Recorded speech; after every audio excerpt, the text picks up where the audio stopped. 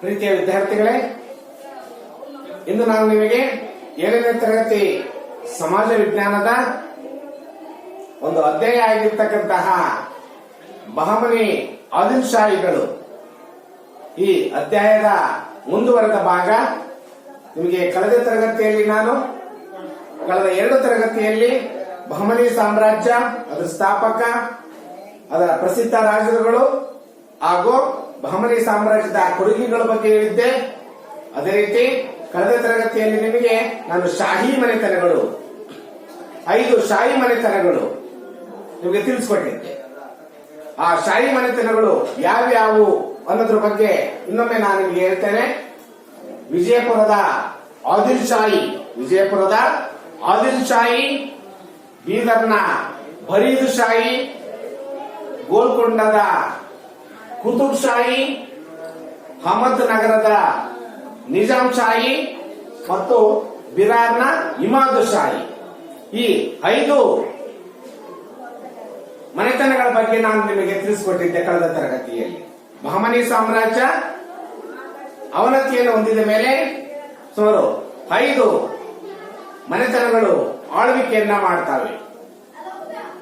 ಆ 5 ಅಂದ್ರೆ ಇವು ಬಹಮನಿ ಸಾಮ್ರಾಜ್ಯ ಒಡೆದು 5 ರಾಜ್ಯಗಳಾಗಿ 5 ಮನೆತನಗಳ ಆಳ್ವಿಕೆಯನ್ನ ಮಾಡ್ತವೆ.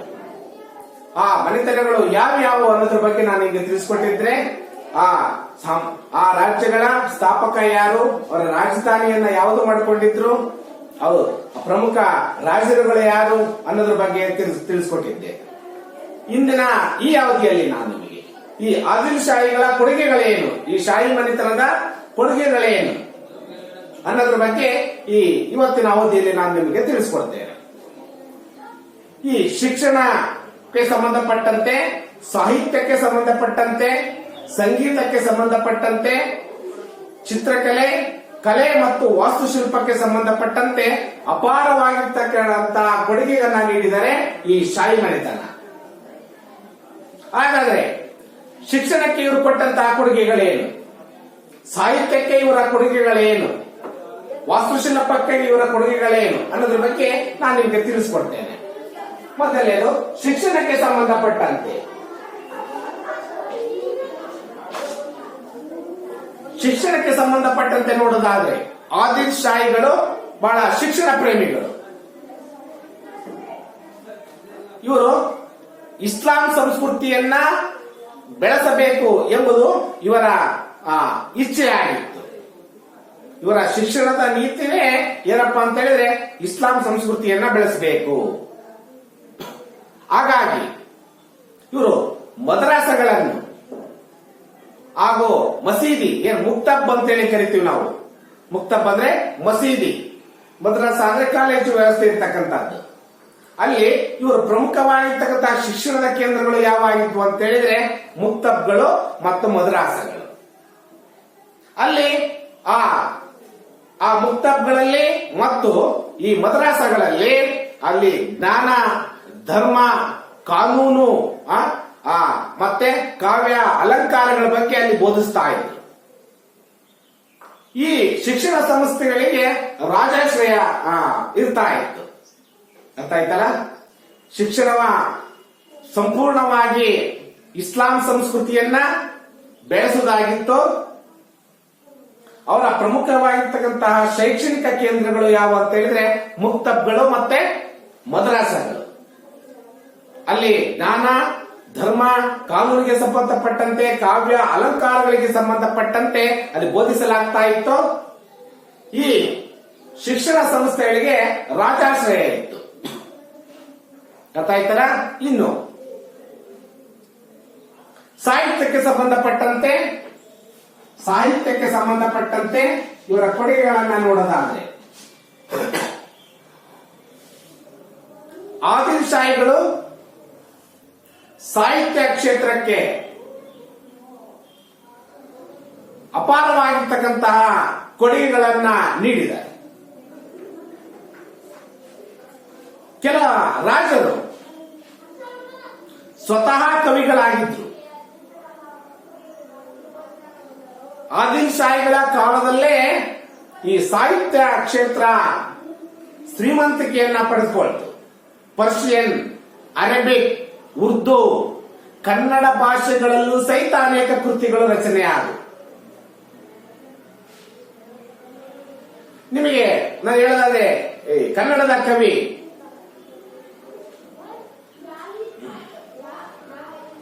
ಯಾವುದೊಬ್ಬ ತೊರವೆಯ ನಗಾರಿ ಕವಿ. ಇವನು ತೊರವೆ ರಾಮಾಯಣವನ್ನ ರಚಿಸಿದ. ಹಾಗೂ ಅನೇಕ ಉರ್ದು ಕವಿಗಳು ಅಬ್ದುಲ್ ಇಬ್ರಾಹಿಂ ನಾಮಾ ಎಂಬ ಕೃತಿಯನ್ನು ರಚಿಸಿದ. ಅದೇ ರೀತಿ ಪರ್ಷಿಯನ್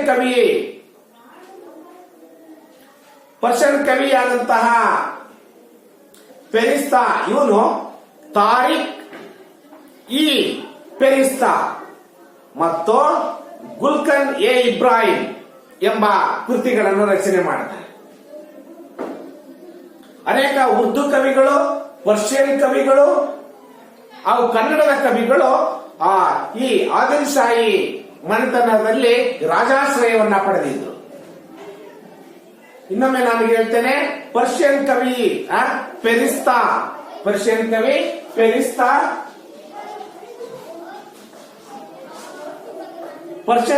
ಫೆರಿಸ್ತಾ ಈತನು ತಾರಿಕ್ ಇ ಫೆರಿಸ್ತಾ ಎಂಬ ಗ್ರಂಥವನ್ನ ಬರೆದ. ಮತ್ತು ಗುಲ್ಕನ್ ಎ ಇಬ್ರಾಹಿಂ ಎಂಬ ಗ್ರಂಥವನ್ನ ರಚನೆಯನ್ನ ಮಾಡ್ತಾನೆ. ಯಾರು? ಪರ್ಷಿಯನ್ ಕವಿಯಾಗಿರ್ತಕ್ಕಂತಹ ಫೆರಿಸ್ತಾ. ಅದೇ ರೀತಿ ಉರ್ದು ಕವಿಯಾಗಿರ್ತಕ್ಕಂತಹ ಅಬ್ದುಲ್ಲಾ, ಇವನು ಇಬ್ರಾಹಿಂ ನಾಮಾ ಎಂಬ ಕೃತಿಯನ್ನ ರಚಿಸ್ತಾನೆ. ಯಾರು? ಉರ್ದು ಕವಿಯಾಗಿರ್ತಕ್ಕಂತಹ ಅಬ್ದುಲ್ ಯಾವ ಗ್ರಂಥವನ್ನು ರಚಿಸ್ತಾನೆ? ಇಬ್ರಾಹಿಂ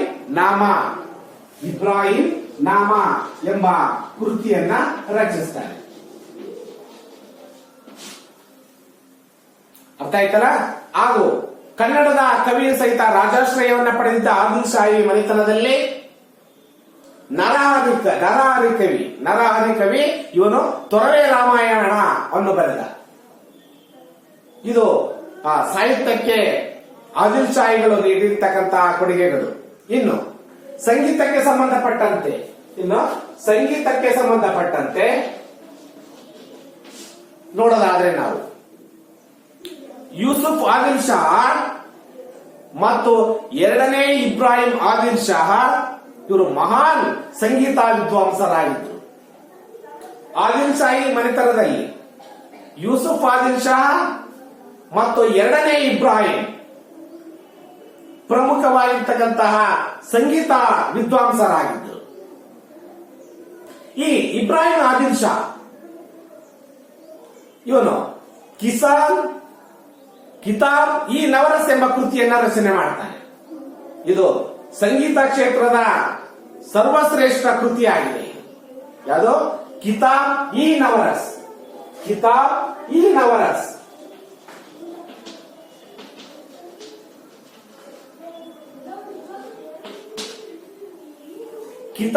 ಇ ನವರಸ್ ಎಂಬ ಗ್ರಂಥ ಯಾರು ರಚಿಸಿದ್ದು? ಇಬ್ರಾಹಿಂ ಆದಿಲ್ ಶಾ ರಚನೆ ಮಾಡಿರ್ತಕ್ಕಂತಹ ಈ ಗ್ರಂಥ ಸಂಗೀತ ಕ್ಷೇತ್ರದಲ್ಲೇ ಅತ್ಯಂತ ಶ್ರೇಷ್ಠ ಕೃತಿ. ಇದು ಈತನ ಸಂಗೀತ ಶಾಲೆಯನ್ನ ಪ್ರಾರಂಭ ಮಾಡಿದ್ದ ಆದಿಲ್ ಶಾ ರಾಜವಂಶದ ಮತ್ತು ಶ್ರೀಮಂತ ವರ್ಗದ ಸ್ತ್ರೀಯರು ಸಂಗೀತದಲ್ಲಿ ಬಹಳ ಆಸಕ್ತಿಯನ್ನ ಹೊಂದಿದ್ರು. ರಾಜವಂಶದ ಕುಡಿಗಳು ಹಾಗೂ ಶ್ರೀಮಂತ ವರ್ಗದ ಸ್ತ್ರೀಯರು ಸಂಗೀತದ ಬಗ್ಗೆ ಬಹಳ ಒಲವನ್ನ ಹೊಂದಿದ್ರು. ಇನ್ನೊಮ್ಮೆ ನಾನು ನಿಮಗೆ ಹೇಳ್ತೇನೆ, ಸಂಗೀತಕ್ಕೆ ಸಂಬಂಧಪಟ್ಟಂತೆ ಯೂಸುಫ್ ಆದಿಲ್ ಶಾ ಮತ್ತು ಇಬ್ರಾಹಿಂ ಆದಿಲ್ ಶಾ ಇವರು ಮಹಾನ್ ವಿದ್ವಾಂಸರಾಗಿದ್ರು. ಇಬ್ರಾಹಿಂ ಆದಿಲ್ ಶಾ ಸಂಗೀತ ಕ್ಷೇತ್ರಕ್ಕೆ ಸಂಬಂಧಪಟ್ಟಂತಹ ಒಂದು ಕೃತಿಯಾಗಿರ್ತಕ್ಕಂಥ ಕಿತಾಬ್ ಇ ನವರಸ್ ಎಂಬ ಕೃತಿಯನ್ನ ರಚನೆ ಮಾಡ್ತಾನೆ. ಇನ್ನು ವರ್ಣ ಮತ್ತು ಚಿತ್ರಕಲೆಗೆ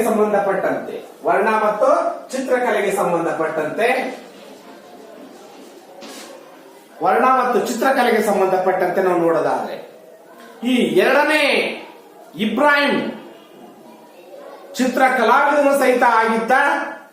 ಇತರ ಆಸ್ಥಾನದಲ್ಲಿ ಅನೇಕ ಪರ್ಷಿಯನ್ ಕಲಾವಿದರು ಇದ್ರು. ಇವರ ಅರಮನೆ, ಮಸೀದಿ, ಗೋಡೆ, ಮೇಲ್ಚಾವಣಿಗಳ ಮೇಲೆ ಹೂ, ಗಿಡ, ಬಳ್ಳಿ ಮತ್ತು ನಿಸರ್ಗದ ಚಿತ್ರಗಳನ್ನ ಬರೆಯಲಾಗ್ತಾ ಇತ್ತು. ಸುಂದರವಾಗಿ ಈ ಚಿತ್ರಕಲೆಗಳನ್ನ ಮಾಡಿದರೆ ಆ ಆದಿಲ್ ಶಾಹಿ ಆಳ್ವಿಕೆ ಮಾಡ್ತಾ ಇರಬೇಕಾದ್ರೆ ಅರಮನೆಗಳ ಮೇಲೆ ಹಾಗೂ ಮಸೀದಿಗಳ ಮೇಲೆ ಈ ವರ್ಣಚಿತ್ರಗಳು ಆಗಿನ ಕಾಲದಲ್ಲಿ ಹೇಗಿರ್ತಾ ಇದ್ವಪ್ಪ ಅಂತ ಹೇಳಿದ್ರೆ, ಆಗಿನ ಕಾಲದ ಜನರ ಆಸೆ, ಅಭಿರುಚಿ ಮತ್ತು ಸಂಪ್ರದಾಯಗಳನ್ನ ಒಳಗೊಂಡಿರ್ತಾ ಇತ್ತು. ಇದು ಚಿತ್ರಕಲೆಗೆ ಸಂಬಂಧಪಟ್ಟಂತೆ ಆದಿಲ್ ಶಾಹಿಗಳ ಬಗ್ಗೆ ನಾವು ಹೇಳೋದಾದ್ರೆ, ಇನ್ನು ಕಲೆ ಮತ್ತು ವಾಸ್ತುಶಿಲ್ಪಕ್ಕೆ ಬರ್ತೇನೆ ನಾನೀಗ. ಕಲೆ ಮತ್ತು ವಾಸ್ತುಶಿಲ್ಪಕ್ಕೆ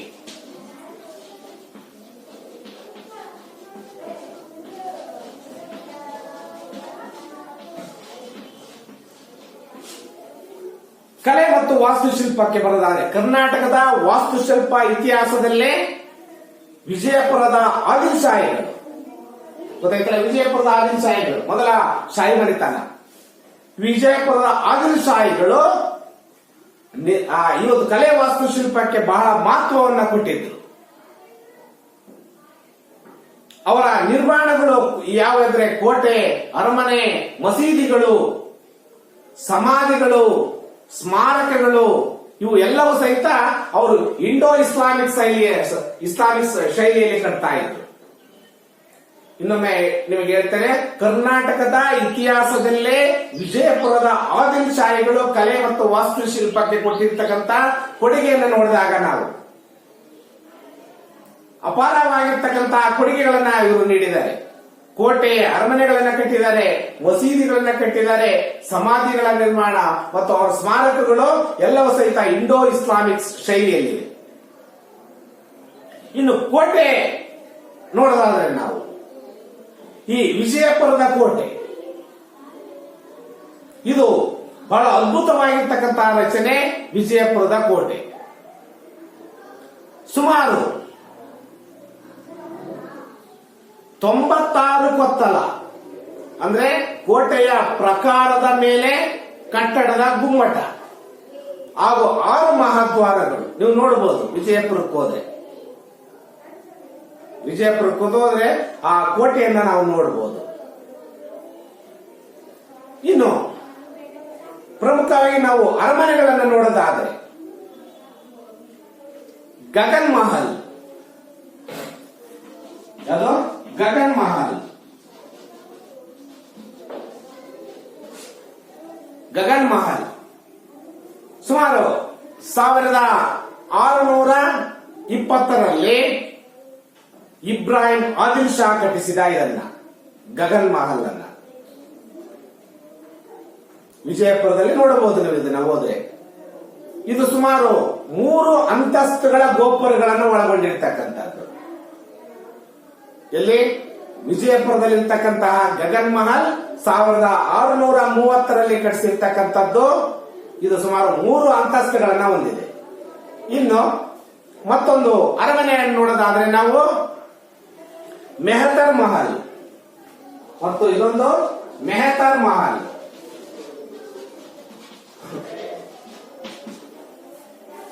ಇದು ಕೂಡ ಸುಮಾರು 3 ಅಂತಸ್ತಿನ ಅರಮನೆ. ಇದನ್ನ 2ನೇ ಇಬ್ರಾಹಿಂ ಆದಿಲ್ ಶಾ ನಿರ್ಮಿಸಿದ. ಇದು ಅತಿ ಸೂಕ್ಷ್ಮವಾಗಿರ್ತಕ್ಕಂತಹ ಅಲಂಕಾರದಿಂದ ಕೂಡಿರ್ತಕ್ಕಂಥದ್ದು. ಸುಮಾರು ಬಹಳಷ್ಟು ಇಲ್ಲಿ ನಾವು ವರ್ಣರಂಜಿತ ಚಿತ್ರಗಳನ್ನ ಇರೋದನ್ನ ನಾವು ನೋಡಬಹುದು. ಅದೇ ರೀತಿ ಇವು ಆದಿಲ್ ಶಾಹಿಗಳು ಕಟ್ಟಿಸಿರ್ತಕ್ಕಂತಹ ಅರಮನೆಗಳು ಯಾವ್ಯಾವು? ಗಗನ್ ಮಹಲ್ ಮತ್ತೆ ಮೆಹತರ್ ಮಹಲ್. ಈ 2 ಅರಮನೆಗಳು ಅದ್ಭುತವಾಗಿರ್ತಕ್ಕಂಥ ರಚನೆಗಳು. ಇನ್ನು ಮಸೀದಿಗಳನ್ನ ನೋಡೋದಾದ್ರೆ ಯಾವ ಯಾವ ಮಸೀದಿಗಳನ್ನ ಅವರು ನಿರ್ಮಾಣ ಮಾಡಿದ್ರು?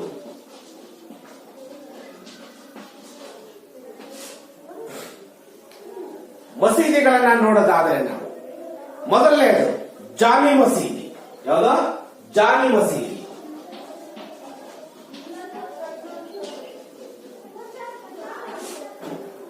ಜಾಮಿ ಮಸೀದಿ ಇದನ್ನ ಅಲ್ಲಿ ಆದಿಲ್ ಶಾ ನಿರ್ಮಾಣ ಮಾಡಿದ. ನೆನ್ಪಿಟ್ಕೋಬೇಕು ನೀವು.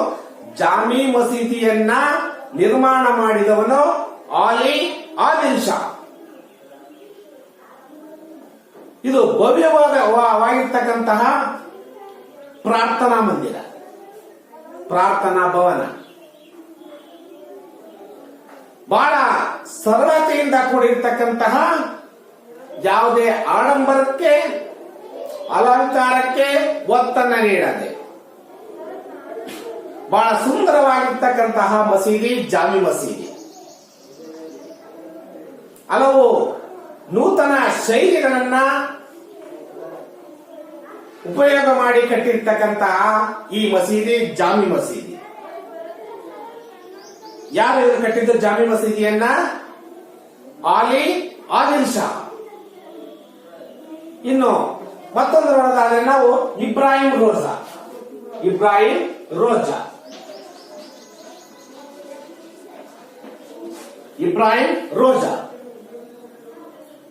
ಇದನ್ನ ಕಟ್ಟಿರ್ತಕ್ಕಂಥದ್ದು ವಿಜಯಪುರದಲ್ಲಿ. ಎರಡನೇ ಇಬ್ರಾಹಿಂ ಆದಿಲ್ ಶಾ ತನ್ನ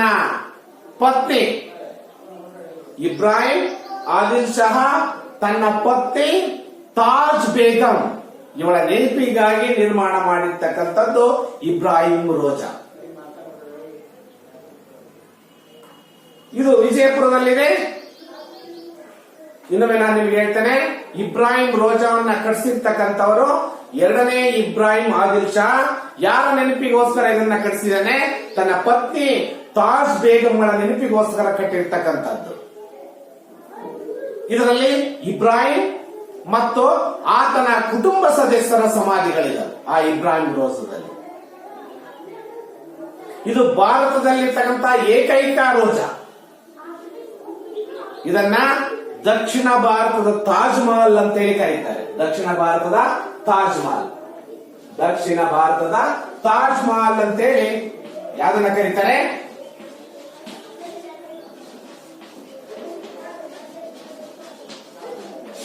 ಇಬ್ರಾಹಿಂ ರೋಜಾ. ಇದು ಎರಡನೇ ಇಬ್ರಾಹಿಂ ಆದಿಲ್ ಶಾ ಕಟ್ಟಿರ್ತಕ್ಕಂಥದ್ದು. ತನ್ನ ಪತ್ನಿ ತಾಜ್ ಬೇಗಂಗಳ ನೆನಪಿಗೆ ಕಟ್ಟಿರ್ತಕ್ಕಂತಹ ಒಂದು ಕಟ್ಟಡ ಇದು. ಇದರಲ್ಲಿ ಇಬ್ರಾಹಿಂ ಆತನ ಕುಟುಂಬ ಸದಸ್ಯರ ಸಮಾಧಿಗಳ ಇದಾವೆ ಇಲ್ಲಿ. ಇದು ಭಾರತದಲ್ಲಿರುವ ಏಕೈಕ ರೋಜಾ. ಅಂದ್ರೆ ರೋಜಾ ಅಂದ್ರೆ ಏನು ಅನ್ನೋದ್ರ ಬಗ್ಗೆ ನಿಮಗೆ ಹೇಳಿಕೊಡ್ತೇನೆ. ಮತ್ತೆ ಇಬ್ರಾಹಿಂ ರೋಜಾ ಇದು ದಕ್ಷಿಣ ಭಾರತದ ತಾಜ್ ಮಹಲ್ ಅಂತೇಳಿ ಕರೀತಾರೆ. ಅಷ್ಟೊಂದು ಅದ್ಭುತವಾಗಿರ್ತಕ್ಕಂತಹ ರೋಜಾ ಇಬ್ರಾಹಿಂ ರೋಜಾ ವಿಜಯಪುರದಲ್ಲಿ ಇರ್ತಕ್ಕಂಥದ್ದು. ಅಂದ್ರೆ ಈ ರೋಜಾ ಅಂದ್ರೆ ಏನ ಅಂತ ನೋಡೋದಾದ್ರೆ ನಾವು ಒಂದು ಎತ್ತರವಾಗಿರ್ತಕ್ಕಂತಹ ಕಟ್ಟೆಯ ಮೇಲೆ ಗೋರಿ ಇರುತ್ತೆ. ಗೋರಿ ಅಂದ್ರೆ ಏನು ಸತ್ತಾಗ ಊತ ಹಾಕಿ ಅದ್ರ ಮೇಲೆ ಕಟ್ತಕ್ಕಂತಹ ಒಂದು ಸಮಾಧಿ. ಒಂದು ಎತ್ತರವಾದ ಕಟ್ಟೆ ಮೇಲೆ ಗೋರಿ ಇರುತ್ತೆ, ಮತ್ತೆ ಮಸೀದಿನೂ ಅಲ್ಲಿ ಇರುತ್ತೆ. ಸುತ್ತಲೂ ಪಾರ್ಕ್ ಅನ್ನು ಮಾಡಿರ್ತಾರೆ, ಉದ್ಯಾನವನ ಮಾಡಿರ್ತಾರೆ. ಆವರಣ ಗೋಡೆ ಒಳಗೊಂಡಿರುತ್ತೆ, ಕಾಂಪೌಂಡ್ ಇರುತ್ತೆ. ಇದನ್ನೇ ರೋಜಾ ಅಂತೇಳಿ ಕರೆಯೋದು. ಅಂದ್ರೆ ಅಲ್ಲಿ ಪ್ರಾರ್ಥನೆ ಮಾಡ್ಲಿಕ್ಕೆ ಮಸೀದಿನೂ ಇರುತ್ತೆ, ಮತ್ತೆ ಅಲ್ಲಿ ಸಮಾಧಿನೂ ಇರುತ್ತೆ. ಅರ್ಥ ಆಯ್ತಲ್ಲ? ಗೋರಿಯನ್ನ ಒಳಗೊಂಡಂತೆ ಮಸೀದಿ ಪ್ರಾರ್ಥನಾ ಮಂದಿರ ಸಹಿತ ಅಲ್ಲಿದ್ದು, ಸುತ್ತಲೂ ಉದ್ಯಾನವನ ಇದ್ದು, ಹಾಗೂ ಆವರಣದ ಗೋಡೆಯನ್ನು ಹೊಂದಿರತಕ್ಕಂಥದ್ದನ್ನ ನಾವು ರೋಜಾ ಅಂತೇಳಿ ಕರಿತೀವಿ. ಅರ್ಥ ಆಯ್ತಲ್ಲ? ಇದು ಭಾರತದಲ್ಲಿ ಇರ್ತಕ್ಕಂಥ ಏಕೈಕ ರೋಜಾ ಇಬ್ರಾಹಿಂ ರೋಜಾ. ಇದನ್ನ ಎರಡನೇ ಇಬ್ರಾಹಿಂ ಆದಿಲ್ ಶಾ ಕಟ್ಟಿರ್ತಕ್ಕಂಥದ್ದು. ಅವನ ಪತ್ನಿ ತಾಜ್ ಬೇಗಂಗಳ ನೆನಪಿಗೋಸ್ಕರ ಕಟ್ಟಿರ್ತಕ್ಕಂತಹ ಕಟ್ಟಡ. ಇದನ್ನ ದಕ್ಷಿಣ ಭಾರತದ ತಾಜ್ ಮಹಲ್ ಅಂತೇಳಿ ಕರೀತಾರೆ. ಮತ್ತೆ ಕಲೆ ವಾಸ್ತುಶಿಲ್ಪದಲ್ಲಿ ಮತ್ತೊಂದು ಅದ್ಭುತ ನಾನು ನಿಮ್ಗೆ ಹೇಳ್ತಕ್ಕಂಥದ್ದು. ನಾನು ನಿಮಗೆ ಇಂದು ಆದಿಲ್ ಶಾ ಇರುವುದು ಗೋಲ್ ಗುಮ್ಮಟ. ಹೆಸರು ಕೇಳಿದಿರಾ? ಗೋಲ್ ಗುಮ್ಮಟ.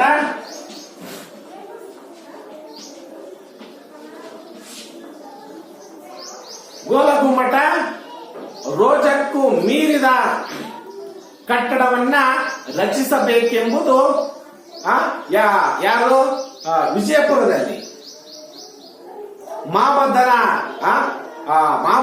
ಮಹಮ್ಮದನು ವಿಜಯಪುರದಲ್ಲಿ ಒಂದು ಗೋಲ್ ಗುಮ್ಮಟ ಎಂಬ ಸಮಾಧಿ ಮಂದಿರವನ್ನ 1656ರಲ್ಲಿ ನಿರ್ಮಿಸಿದ. ಅರ್ಥ ಆಯ್ತಾ? ಒಂದು ರೋಜಾಕ್ಕೂ ಸಹಿತ ದೊಡ್ಡದಿರಬೇಕಪ್ಪ ಕಟ್ಟಡ ಅಂತ ಹೇಳಿ ಮೊಹಮ್ಮದ್ ಏನ್ ಮಾಡ್ದ, ಮಹಮ್ಮದನು ವಿಜಯಪುರದಲ್ಲಿ ಒಂದು ಗೋಲ್ ಗುಮ್ಮಟ ಎಂಬ ಸಮಾಧಿ ಮಂದಿರವನ್ನ 1656ರಲ್ಲಿ ನಿರ್ಮಿಸಿದ. ಅಂದರೆ ಗೋಲ್ ಗುಮ್ಮಟ ರಚನೆ ಆಯ್ತು ಯಾವಾಗ? 1656. ಯಾರು? ಮಹಮ್ಮದನ್ನು ಕಟ್ಟಿಸಿರ್ತಕ್ಕಂಥದ್ದು. ಇದರ ಕೇಂದ್ರದಲ್ಲಿ ವಿಶಾಲವಾಗಿರ್ತಕ್ಕಂಥ ಒಂದು ಗುಮ್ಮಟ ಇದೆ. ಆ ಗುಮ್ಮಟದ ಒಳಭಾಗದಲ್ಲಿ ಒಂದು ಪಿಸುಗುಟ್ಟುವ ಮೊಗಸಾಲೆ ಇದೆ, ವಿಸ್ಪರಿಂಗ್ ಗ್ಯಾಲರಿ ಇದೆ. ಇದು ಅಂದಿನ ಸುಮಾರು 400 ವರ್ಷಗಳ ಕೆಳಗೆ ಹೌದಾ 1656ರಲ್ಲಿ ಕಟ್ಟಿರ್ತಕ್ಕಂಥ ಗುಮ್ಮಟ ಇದೆಯಲ್ಲ, ಆ ಗುಮ್ಮಟವನ್ನು ನೀವು ಒಮ್ಮೆ ಅಲ್ಲಿ ನೋಡ್ಬೇಕು, ಹೋಗಿ ಅಲ್ಲಿ ಯಾವುದೇ ಪಿಲ್ಲರ್ಗಳು ಇಲ್ಲ ಅಲ್ಲಿ. ಈಗ ಪಿಲ್ಲರ್ ಹಾಕಿ ಮನೆಗಳನ್ನ ಕಟ್ತೇವೆ ನಾವು, ಹೌದಾ? ಸಣ್ಣ ಮನೆಯನ್ನು ಕಟ್ಟಬೇಕಾದ್ರೆ ಪಿಲ್ಲರ್ ಅನ್ನ ಹಾಕ್ತೇವೆ. ಅಷ್ಟೊಂದು ವಿಶಾಲವಾಗಿರ್ತಕ್ಕಂತಹ ಗುಮ್ಮಟವನ್ನ ಯಾವುದೇ ಪಿಲ್ಲರ್ಗಳು ಇಲ್ಲದೆ ತಾಂತ್ರಿಕ ಕೌಶಲ್ಯ ಯಾವ ರೀತಿ ಇತ್ತು ಅವಾಗ. ಮತ್ತೆ ಅಲ್ಲಿ ಹೇಳಿದ್ರೆ ಪಿಸುಗುಟ್ಟುವ ಗ್ಯಾಲರಿ ಇದೆ, ಮೊಗಸಾಲೆ ಇದೆ. ನೀವು ಸುಮಾರು ದೂರ ಇರ್ತಕ್ಕಂತಹ ಒಂದು ಗೋಡೆಯಲ್ಲಿ ನೀವು ಮಾತನಾಡಿದ್ರೆ ಆ ಕಡೆ ಗೋಡೆಯಲ್ಲಿ ನೀವು ಕಿವಿ ಕೊಟ್ಟು ಕೇಳಿಸಿದ್ರೆ ಈ ಕಡೆ ಮಾತಾಡಿರ್ತಕ್ಕಂತಹ ಗೋಡೆಯಲ್ಲಿ ಕೇಳಿಸುತ್ತೆ. ನೀವು ಒಂದು ಬಾರಿ ಕೂಗಿದ್ರೆ 7 ಬಾರಿಯಲ್ಲಿ ಎಕೋ ಆಗುತ್ತೆ, ಪ್ರತಿಧ್ವನಿಸುತ್ತೆ. ಇದು ಭಾರತದ ಅತಿ ದೊಡ್ಡ ಗುಮ್ಮಟ. ಇದು ಭಾರತದ ಅತಿ ದೊಡ್ಡ ಗುಮ್ಮಟ, ಜಗತ್ತಿನ 2ನೇ ದೊಡ್ಡ ಗುಮ್ಮಟ ಇದು ಗೋಲ್ ಗುಮ್ಮಟ. ಆ ಅದ್ಭುತವಾಗಿರ್ತಕ್ಕಂಥ ಗೋಲ್ ಗುಮ್ಮಟದ ರಚನೆಯನ್ನ ನೀವು ಒಮ್ಮೆ ನೋಡ್ಲೇಬೇಕು. ಯಾಕಂದ್ರೆ ಅಂತ ತಾಂತ್ರಿಕ ಕೌಶಲ್ಯ ಯಾವ ರೀತಿ ಇತ್ತು ಆಗಿನ ಕಾಲದಲ್ಲಿ, ಹೌದಾ? ಈಗೆಲ್ಲ ಕಬ್ಬಣ ಎಲ್ಲ ಹಾಕಿ ನಾವು ಒಂದು RCC ಮನೆಯನ್ನ ಕಟ್ಟಬೇಕಾದ್ರೆ ಪಿಲ್ಲರ್ಗಳನ್ನ ಎಬ್ಬಿಸ್ತೇವೆ. ಆದ್ರೆ ಆ ಗೋಲ್ ಗುಮ್ಮಟದ ರಚನೆ ನೋಡಿದಾಗ ನಮಗೆ ಅದ್ಭುತ ಎನಿಸುತ್ತೆ. ಯಾವುದೇ ಪಿಲ್ಲರ್ಗಳಿಲ್ಲ, ಅದು ಬೇರೆ. ಅದು ಅಲ್ಲದೆ ಅಲ್ಲಿ ಒಂದು ಬಾರಿ ನಾವು ಕೂಗಿದ 7 ಬಾರಿ ಪ್ರತಿಧ್ವನಿಸುತ್ತೆ. ಒಂದು ಗೋಡೆಯಲ್ಲಿ ನಾವು ಬಾಯಿ ಇಟ್ಟು ಮಾತನಾಡಿದ್ರೆ ಇನ್ನೊಂದು ಬಂದಿರತಕ್ಕಂತ ಅಲ್ಲಿ ನಾವು ಯಾರಾದ್ರೂ ಕಿವಿಯನ್ನ ಕೊಟ್ಟು ಇನ್ನೊಬ್ರು ಕೇಳಿದ್ರೆ ಆ ಮಾತಾಡಿದ್ದು ಆ ಕಡೆ ನಮಗೆ ಕೇಳ್ತಾ ಇರುತ್ತೆ. ಇವು ಆ ಗೋಲ್ ಗುಮ್ಮಟದ ರಚನೆ. ಇದು ಅತ್ಯಂತ ಅದ್ಭುತವಾಗಿರ್ತಕ್ಕಂಥ ರಚನೆ. ಭಾರತದ ಅತಿ ದೊಡ್ಡ ಗುಮ್ಮಟ ಇದು, ಜಗತ್ತಿನ 2ನೇ ದೊಡ್ಡ ಗುಮ್ಮಟ. ಇನ್ನು ಪ್ರಮುಖ ಸ್ಮಾರಕಗಳನ್ನು ನೋಡೋದಾದ್ರೆ ನಾವು ಅಲ್ಲಿ ಬಾರಾ ಕಮಾಲ್, ಬಡೆ ಕಮಾಲ್, ಆನಂದ್ ಮಹಲ್,